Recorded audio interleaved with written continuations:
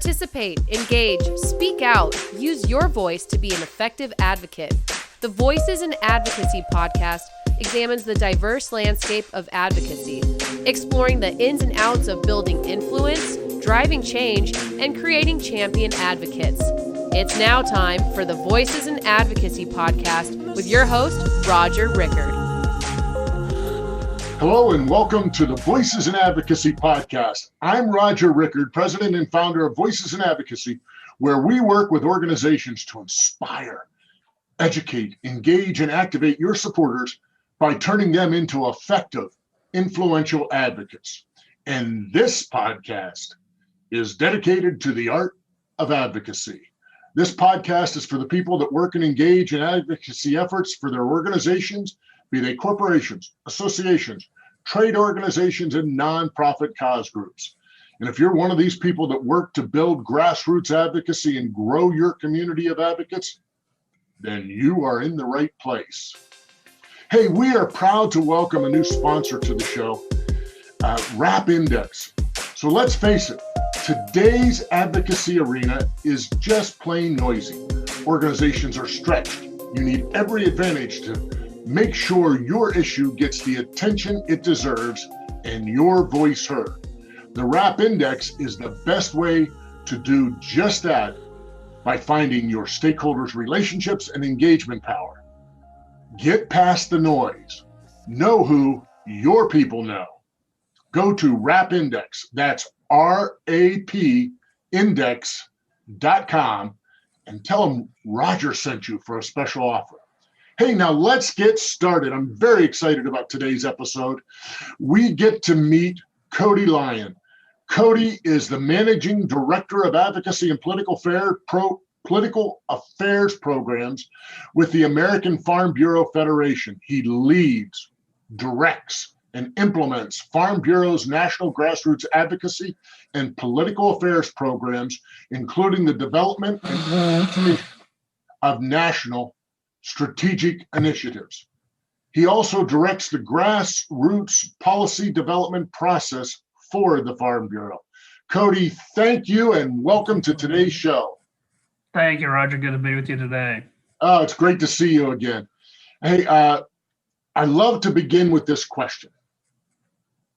What is the first thing that comes to mind when you think of advocacy? The very first thing is relationships, especially for successful advocacy. I can't think of any campaign, anything we've been involved with, whether it be a relationship with the lawmaker from my standpoint, or even be from a relationship with an advocate to a lawmaker, or even a relationship between association, our staff and staff, or whomever it is, that you can't accomplish anything unless you've got a very solid relationship with someone. That just makes advocacy so much simpler, so much easier, that you have the trust already there, that you can have that conversation, you can develop that influence. Relationships are key in almost everything, but I think when it comes to advocacy and getting something done that an association or a nonprofit or a corporation, what somebody wants done, it's all about having that relationship to either get you in the door more easily, have the conversation, develop the ask. Relationships are key, and it happens throughout the entire process, from constituent to lawmaker to staff in the middle, helping develop it along the way. Absolutely. I think that is a great explanation of what really advocacy is about, because without those relationships, you suffer. But what is different between advocacy and government relations or public policies? A lot of organizations have people that work in advocacy, and then they also have, the public policy people. Can you help maybe create a line between those two? My guess is there's kind of the biggest.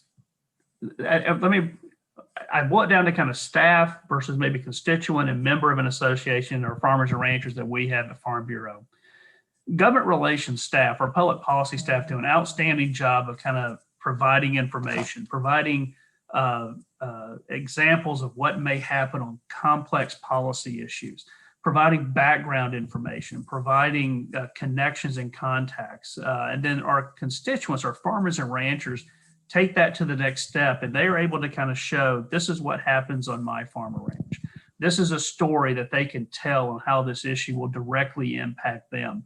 So I think it kind of comes down to staff have that background information. And then from the advocate standpoint, it's providing that example, the story, and the ask of why something needs to be done. It's a balance between those two things that I think makes the broader advocacy help an organization like Farm Bureau implement the policy we need to. It takes both our member, our farmer and rancher getting involved, as well as our government relations or public policy staff. That those working in concert and alignment together will definitely help implement the issues we care about. So from the technical knowledge, if you will, either the technical knowledge about the actual issue or the technical knowledge of what's going on in the sausage making of the lawmaking process, boiled down to personal. Exactly. Yes, I think All it takes politics is personal, and that's where the advocates play the great role of making it personal. Absolutely, yes. And we need to have those farmer rancher stories, because those have a lot of impact and a lot of influence with lawmakers and their staffs. They want to hear that they understand they can understand the technical side, they can learn the technical side, but they need to know what that impact is going to be for a constituent within their district or state. It's exactly right. So I see that you have a theme called influence, action, impact. Explain where that came from and why you chose those three key powerful words. We went through a rebranding process of our advocacy program about 5 to 8 years ago or so. And we were looking, I always look at what other key brands are doing, and they seem to have like a theme. They seem to have something that kind of resonates what they're doing. So when we were going through our rebranding effort, we got staff together, we got members together, we got a large group to kind of go through and kind of work through this rebranding effort. And these three words just kept kind of coming back to what we wanted to have happen from an advocacy standpoint for our farmers and ranchers. They need to have influence. Influence is what helps an organization, helps our farmers and ranchers achieve the things they want to achieve. To do that, to do anything related to advocacy, you got to have an action. The members have to take that action, make the ask, do the visits, develop the relationships with those lawmakers and staff. And when all of this is done, they can have an impact. The impact that they can have on the outcome of their businesses, what they want to see done on a key issue going forward. It takes the members, our farmers and ranchers, getting involved, telling their story, making the meetings, developing the relationships in order to help achieve the policy goals they want to achieve. And from our standpoint of working through this rebranding effort to achieve the policies we wanted, it takes influence, it takes the action, and then it takes the impact to see it through. It just simply reminds me, the action being the real key there, right in the middle of that. It reminds me, your people are the people that provide the food that sits on our tables every day throughout the world. And without the success of your people, then we have things like food insecurity and other issues that come to play. And what's the old lobbyist line? If you're not at the table, you're on the menu. How appropriate with Farm Bureau, and particularly the farmers and ranchers out there that put that food on the table and create the menu for us, huh? Yeah, that's true. Our members are involved in everything: food production, fuel production, fiber production. Our members are involved in a lot of different aspects. In fact, when I was able to travel the country and get around and see everybody, it was fascinating to see the amount of work that goes into creating a crop and raising an animal and doing these different things that our farmers and ranchers do day in and day out. And it's things that they love and enjoy, and it's things that they want to do, and they just want to have that ability to be successful at it. And and every time I go to a farm or ranch and visit, they would always offer me something that they grew or raised on their farm or ranch, and it was fascinating to have that intimate experience with the farmer and rancher with something that they raised or grew. That reminds me, I've been fortunate enough to have done some work for the American Farm Bureau where I keynoted at your Young Farmers and Ranchers Conference a few years ago.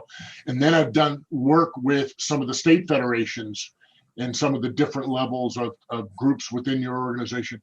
And the thing that I absolutely love the most about working with your organizations and state affiliates and so on and so forth is the people, the salt of the earth people. These people are good, hearty, wholesome people that really take a great pride in making sure that what they're doing, they do right. So hats off to your people and to everything that they do, because, I've worked really hard to get my svelte body that I have, and it comes from all the great products that your people produce.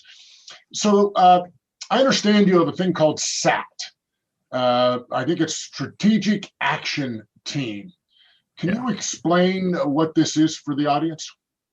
Sure. This is an internal group of American Farm Bureau staff that covers all the different disciplines that we have in the office, from communications or public policy, the advocacy side, legal side, economic side, all kind of coming together to look at. Essentially, it's like an issue management group. What are the key issues that can impact farmers and ranchers, and what are ways then that we can develop strategies and plans to kind of put forth and implement the policies we want to see done. What's happening right now on Capitol Hill or happening around the country that's kind of coordinated and aligned effort of our staff to kind of recognize what's going on and then work through organizationally to see what type solutions can be out there. When it comes to my involvement, then it turns into, where can advocates be effective? Can they meet with lawmakers in a certain area or district of the country? Do we need to bring in a small group to Washington, D.C.? Well, when we could do that, have that interaction with those members of Congress to tell the story and have them hear from a variety of different farmers and ranchers on how that issue is impacting them, and then it looks at what's the lobby strategy, what's the communication strategy, and it really just helps us kind of put everybody in a room together and have these kind of conversations so we can have that alignment among our different disciplines within the American Farm Bureau. So what you're really saying is that advocacy is integral to everything that you do within Farm Bureau, and that it doesn't live in a vacuum. That you tie together all the other key disciplines within the organization to make sure that you're reaching all the touch points correctly. Absolutely. I think, yes, the importance of advocacy for Farm Bureau is that, it requires all of our involvement to reach lawmakers in a way that influences the policies we want to see put in place. It takes all of us kind of working together to do that. And advocacy is not a one-shop group within Farm Bureau. It takes all of us working together to advocate and implement the policies that our members want to see done. Well, and because of the product that your members produce, there isn't a single member of Congress or a member of any state legislature or any city government that doesn't get influenced by the outcome of what your members do. So, even if you were going to sit down to talk to the mayor of New York City, as an example, it would be quite appropriate for your people to be talking to them just as well as anywhere else. There's everybody that you touch. Absolutely. One of the things we pride ourselves on is everybody has to eat, and everybody needs food to kind of survive. And that's this is those key things that we want to make sure that we feel like our members have that ability to do that. We want to have that interaction. I've been up to New York City several times and gone to different farmers markets in New York City, and you talk to the people who grow different produce and fruits and vegetables, or raise different type of animals that they're selling inside the city, and it's amazing to see or hear from them about the work that they do, and then why it's so important to sell within New York City itself. And they're realizing they have a touch from agriculture directly to a consumer. And that doesn't happen everywhere, but it can happen. It does happen in these major cities, and should happen to help our farmers and ranchers take and what they do to an urban audience and help them better understand why agriculture is vital to them, and this is how they can get fresh fruit and produce, and why they can get fresh meat and eggs, fresh seafood, fresh everything, is that, that they want it, consumers want it. Our farmers and ranchers need to be able to get it to them in the best way they can. Yeah, and they do a fabulous job of that. So in doing a little research, I found out about the GO team. So do you want to explain what the GO stands for and really how you implement that? Sure. The GO team is what we call the Grassroots Outreach Team. And it's essentially, it was born from the ability when we have various leadership programs within Farm Bureau that helps train farmers and ranchers. One is, as you mentioned, the Young Farmer and Rancher program. We have women's leadership program. We have communications boot camp. We have a variety of different leadership programs to where we were training our farmer and ranchers to be spokespeople, to be key advocates. And we wanted to kind of have the ability to know who had gone through these different programs and then be able to kind of engage them, because they've gone through a little bit higher level advocacy training than most other farmers or ranchers. And so we developed the Grassroots Outreach Team in order to know more about these members, engage them when those opportunities came up on those key media asks. Whenever we get a question from a reporter, we want to connect that reporter because they're looking for someone who perhaps, let's say, is a first generation young farmer rancher, let's say in Tennessee, who raises cattle and has these other kind of interests. And so through the GO team, we're able to do that because these members have gone through media training. Media training is very different than going through advocacy training of meeting with lawmakers. All these things are very important, but you have to, having a member who knows how to talk to the media, but also knows how to talk to a lawmaker, who also knows how to talk to a consumer, because the message may all be the same, but how it's delivered and how you say Correct. Certain things and how you interact is a little bit different, kind of based off the audience. And our GO team members understand the difference and they know how to do this. And then we're able to kind of be able to provide this member to whatever advocacy requests we have, whether it be, again, from the media, from legislative, or from consumer based. A lot of our GO team members, they've traveled to conferences. They've spoken in front of groups of 5,000 plus people. They've spoken to scientists on biotechnology type issues. They've met with members of Congress on a variety of different key issues that we've had, and they've met with their staffs to kind of go through some details of key legislation and how tax code impacts farmers and ranchers in a variety of ways. So they are that group of people who can interact and do a variety of different things for us, but they're specially trained. And most importantly, this group wants to continue to get additional training. These are passionate farmers and ranchers who want to advocate more. They want to be involved in different ways. And the more we know about them, we have a relationship with them, as kind of go back to when we started the podcast. Exactly. If we know a farmer and rancher cares about talking to the media on certain topics, then we can put that member in that position to be able to do that. And it's just something that just helps spread the farmer and rancher message in their voice to reach that bigger and broader audience.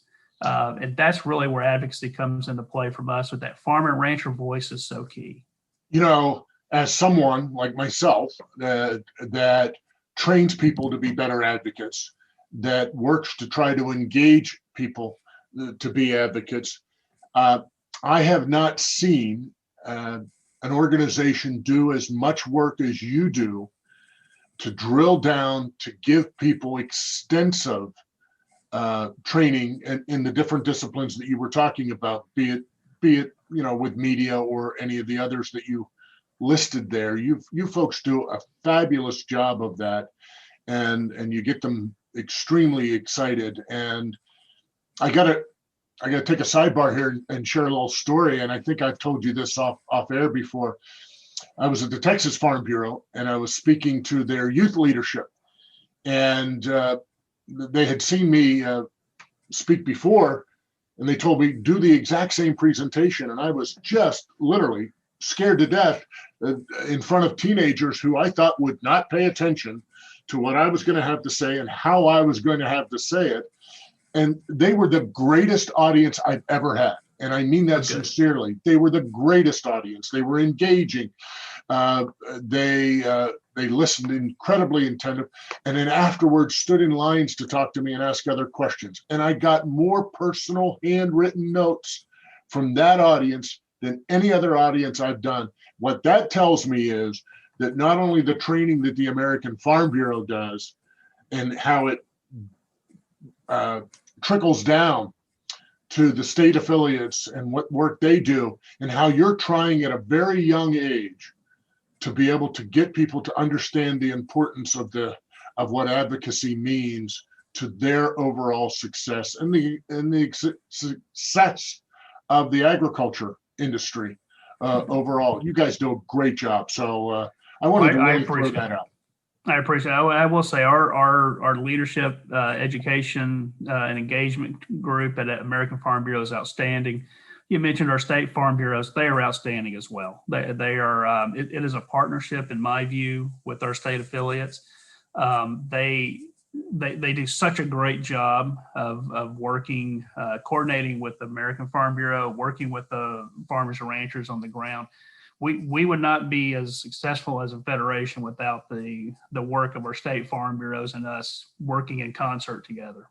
Yeah.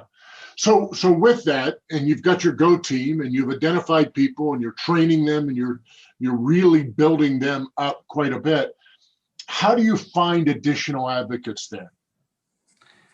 We work very closely with our state farm bureaus on this, and our state farm bureaus are key to kind of know whether or not a farmer or rancher is showing a passion for advocacy. They're on the grounds with our members, with farmers and ranchers day in and day out. They're the ones who come in contact with them. They're the ones who offer, additional training at the state level in addition to what American Farm Bureau offers. And they're able to kind of identify, key advocates who want this additional training or want to be part of a Go team group. And this is really success in how we build the Go team and even our advocacy database overall is in concert with our state farm bureaus. Right. Our state farm bureaus are, do such a great job, and they have state issues that they're working on as well as national issues that we work with them on. And, they're able to kind of identify and know this person has a great story to tell. This farmer and rancher has a great relationship with this member of Congress. This farmer or rancher is related to someone who works in an urban member of Congress office, and those are those kind of relationships and connections that come in key for us, because that helps you get access. It helps you have meetings. It helps you kind of start developing that influence that you need. Yeah, absolutely. So I know you use your grassroots supporters incredibly well in dealing with what your issues are and what the priorities are for the Farm Bureau Federation. So on a high level, what are some of the priorities in this 117th Congress? we have a number of key priorities. Farm Bureau, one thing I learned is we are not short on key issues. It's going to go anywhere from trade to sustainability, which is key in this new administration, new Congress, to innovation, which I think is also what the new administration, new Congress is looking for. What are ways that agriculture can help in innovation and find solutions to some issues? Taxes is always key. It's always going to be key to farmers and ranchers. Energy is going to be important, infrastructure, immigration, and then of course farm policy. That overall kind of what are some key things that the administration and Congress can do to help the farmers and ranchers on the ground before, as we set up for the next farm bill and maybe even kind of going forward from there. I will say, since the election and definitely over the past few weeks and months, we've worked closely with the new administration. We worked closely with the new members of the 117th Congress, as well as the leaders in the Congress, the new committee chairs and new committee ranking members, to kind of, share our priorities and what's important for American Farm Bureau with them. And we look forward to being good constituents, look forward to working with them over this next 117th Congress on these key issues, because many are starting to really be developed and discussed right now. I think the average layman doesn't necessarily understand the diversity of the issue points that you made. I mean, going, from fiscal policy, dealing with taxes, dealing to immigration, and then going over into, all the myriad of things that you just brought up. The thing that clicked to me right away was most people have no clue. They would think that the only reason you would go is to actually talk to them very specifically about, direct food kind of issues. And that's not the case at all. You can't be successful. It is not. You don't tie all the dots together. It is not. When we have members, we have farmers and ranchers around the country. They have different needs around the country. They have different things that impact their businesses, their farm operations, and to make them be successful. One of the biggest, all the issues that I kind of talked about, they touch on some of them a little bit differently, but they do touch on all of them. Trade is key. You have to be able to kind of move product that's raised and grown here to other countries that need it and want it. You look at infrastructure. You got to be able to move agricultural products from a variety of different places around the country to where it can be shipped or it can be sold domestically. All these things are very, very important. And the way we look at it, when a new administration comes in, like the Biden administration, or what are going to be the priorities for the 117th Congress, what are some of those areas and issues that we have in alignment with their priorities? And then how can we continue to kind of work together to, again, influence what we want to see done and impact the outcome so that we have our policy achieved? Yep. No, well said. Very, very well said. Thank you. Now, you've been dealing with almost every year in the past, you've had numerous fly-ins, legislative action days. You don't do one a year. You stagger them at different times for different needs and different things. We all know that dealing, first of all, with the pandemic, and now with the way that the Capitol has been locked down since January 6th, how are you going to deal with those this year and maybe moving forward? It's going to be virtually right now. We transitioned to virtual in March of 2020. Going forward, we had many fly-ins that were canceled. Our state farm bureaus and us, we changed our plans, on a dime. We worked with the congressional staff. One of the great things our state farm bureaus have is a relationship with those members of Congress and their staff. So we're able to kind of relay our ask through these virtual meetings and have our constituents, our farmers and ranchers, attend these virtual meetings. Virtual is something we know congressional staff like right now. I think that will continue going forward. It may be some type of hybrid once we get to some type of new normal post-pandemic. But we know that congressional staff like the ability to have virtual meetings, but the same structure needs to be in place. You still need to have constituents there. You still need to be on time. You still need to have the ask. You still need to prepare your advocates to go through this 30-minute virtual meeting that you could do in person when you could fly up to Washington. Got to stay focused. You got to stay on topic. Absolutely. I mean, you got to keep the politics out of it. I mean, we know the list of things that we teach our people on how to prepare for those meetings. So whether it is face-to-face or whether it's virtual, those key ingredients of being successful still exist. They do, absolutely do. But it's in this new format, and that's the biggest thing. And the new format is tough. Yeah, it's adjusting, and it is. Yeah, and we all like the ability to be face-to-face because there's a lot that you can pick up in the meeting when you're face-to-face, and particularly with body language and timing and so on and so forth. Are you finding an uptick of people now that can do it maybe more, participate a little bit more? Because, the responsibilities on a farm or a ranch are massive during certain periods of time of the year. And they wouldn't have time to fly into DC and to do these things. But boy, they could jump on a Zoom call and get it done. I think so. And I think as everybody's found out, you've learned a lot more about how to operate a Zoom or Microsoft Teams or whatever the format you want to use. You've Right. learned how to do it. I think it has increased participation. I think it's increased participation, one, because congressional staff want it. Your audience that you're trying to reach, this is the way they want to meet with you. So then from a farmer rancher standpoint, it's transitioning all the things you just said that you need to do in person to this format. Right. And you can use your smartphone to do it. You know, as long as you have cell service, and if you have Wi-Fi, that's even better.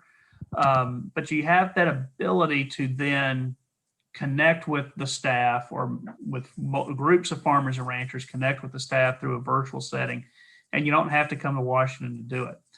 So I think that has helped. Yeah, and instead of having maybe 3 to 5 people in a congressional meeting, particularly on the House side, because we know that the space is very limited, that you tend to actually meet there. Now you can have 150 people that are actually on the call, and that's the congressional staffers looking at that and saying, wow, there's a lot of people in my district. And that, I think, changes the psychology of how important an issue is when they can see more and they know more people are participating. Completely agree. As long as you can fill the virtual screen with a lot of different faces and pictures, I think that helps as well. I'm thinking, farmers and ranchers can do that from multiple locations around the state to be able to join that virtual call. And I do think that it absolutely helps. It's just continuing to carry those best practices that we know work in person to the virtual format. Well, Cody, time flies when you have someone of your stature that knows and understands your industry, knows and understands advocacy, knows how to relate it and build the relationships that you build. So as we start to come to a close here, any final thoughts or anything you would really like to add? I think being able to adjust and adapt to what's happening right now and what may be coming around the next few months, and getting to this new normal that we all want to get back to, like an in-person meeting, but knowing that it's not going to be exactly like it was before. I think being able to be flexible and be able to adapt to what's out there, to what we want as membership, as farmers and ranchers want. But what does the audience want that we need to influence? If it's going to be congressional staff, let's make sure we are aware of kind of their needs and the things they need to do. But no matter what, it's never stopping to advocate, never stopping to influence, to do the actions that we need to take, and definitely never stop having the impact that we need to have to implement the policies we want to see done. It's not a one-day act. It's a year-round. Absolutely. Well, Cody, this was fabulous. How can people reach you or reach Farm Bureau for more information on the organization? It's a website. Our website is www.fb, as in farmbureau.org, fb.org. We have a variety of information there on our issues. Our advocacy resources are there. Everything's there for anybody to kind of come and learn more about the American Farm Bureau Federation. That's excellent. And it is quite a resourceful site. So thank you. And we'll put those in the show notes so that people don't have to worry about writing that down if you're running around as you're listening to the podcast. Well, that wraps up today's great conversation with Cody Lyon of the American Farm Bureau Federation. Thank you, Cody, for being on the show. Thank you, Roger. Good to see you. Good to talk with you. Well, now it's time for the Advocacy Engagement Tip. Now, your supporters, there's reasons why some of them don't participate in your grassroots advocacy efforts. And one of them is apathy. They're apathetic. People are ambivalent about government affairs, advocacy, or your issues, simply choosing not to care.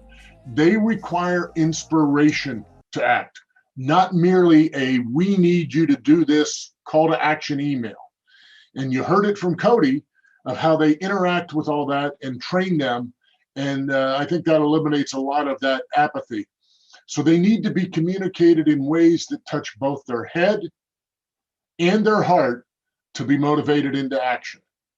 So my question is, does your organization provide training and practice time for your advocates and your supporters? Think about that. Hey, I want to thank our sponsor again, Rap Index, who know who your people know. Go to Rap Index, it's rapindex.com, and tell them Roger sent you. A couple quick notes here at the end of the episode. I would love if you would contribute your thoughts, because I'm sure that many of you out there are much wiser than I, and I would love to have your input for that. In upcoming episodes, you will be treated to inspiring interviews from leaders of the world of politics, associations, and nonprofit causes. If you like today's podcast, head over to where you find your podcasts, be it Apple, Google, Spotify, and now you can even ask Alexa, hey, play the Voices in Advocacy podcast. A big thank you again to Cody today for being on the show. I greatly appreciate your time, your passion for helping others through advocacy. And we at Voices in Advocacy work with organizations to inspire, engage, educate, and activate your supporters by turning them into influential and effective advocates. Well, that's it for today's episode. Remember, you have the power to be an effective and influential. Now go out and make it a better world. We hope you enjoyed today's Voices in Advocacy podcast and look forward to you joining us again next week. To learn more about Voices in Advocacy, go to our website, voicesinadvocacy.com.